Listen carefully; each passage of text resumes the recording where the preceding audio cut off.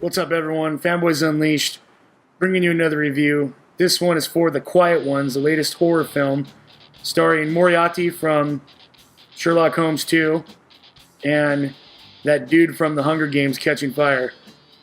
That's who that was? Indeed. Pizza.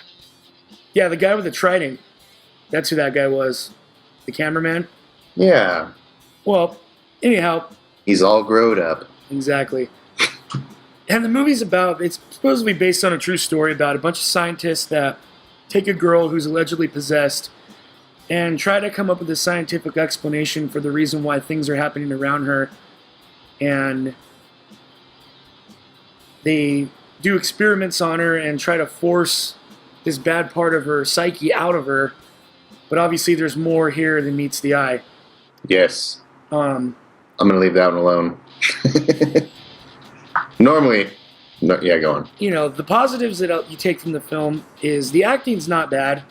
No, it really isn't. It's a par plus. Yeah, I wouldn't say that. It's more of the highlight of the film is the actual acting job that's done on all accounts. Oh, I couldn't agree more. You know, the girl that's possessed or whatever, I think she does a fairly decent job. Yeah, she has this like Wednesday Addams vibe going too. Totally, in a hot way. Plus slut, yeah. There were some confusion, some sexual confusion going on throughout the film. Yeah, that was kind of weird. From the cast members.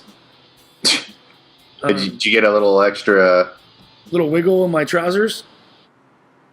Absolutely. Yeah, I went with King Rydor on that one, so I didn't necessarily get a little wiggle in my trousers on that, but... Yeah, our YouTube subscribers don't necessarily know who King Rydora is yet. But you will. You will be. Yeah, dude. Basically about where the positives in for the film. It's an interesting premise, but...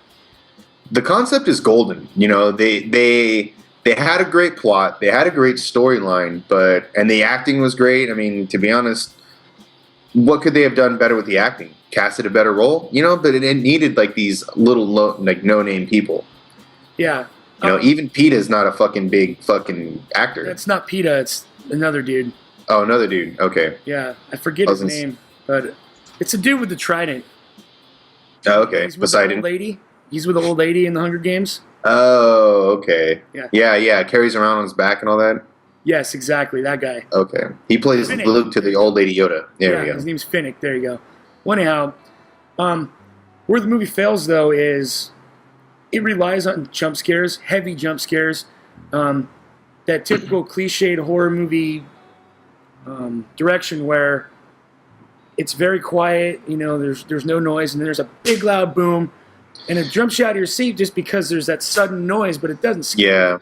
No, it's not scary. It's stupid shit, like popping a cork. Yeah, shit like that, you know, or... Before they even show it, it's like, and scene. Before it even goes... Like, yeah, or a cat jumps out, or, you know, somebody walks around the corner and it's just their friend. It's cheap scares that...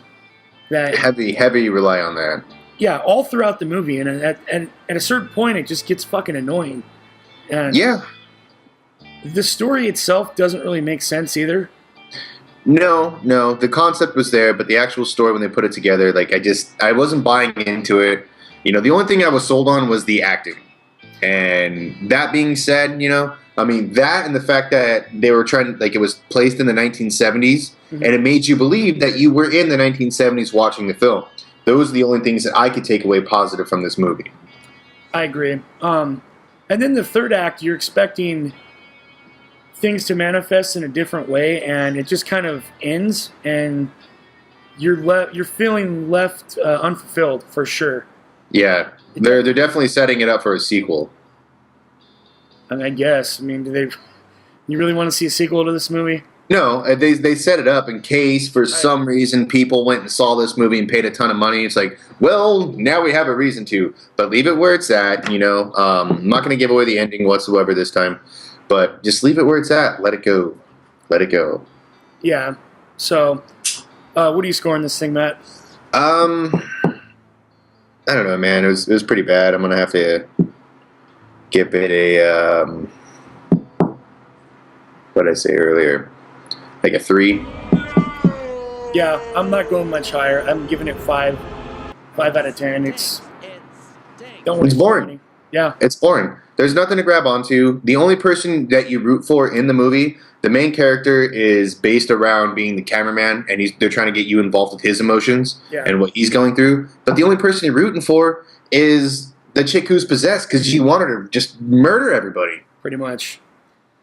So, I don't know. What do you guys think about these kind of movies? Is the jump scares, is that something that gets your willies going, or do you like to be built towards your scare? Let us know below, and once again, thanks for watching.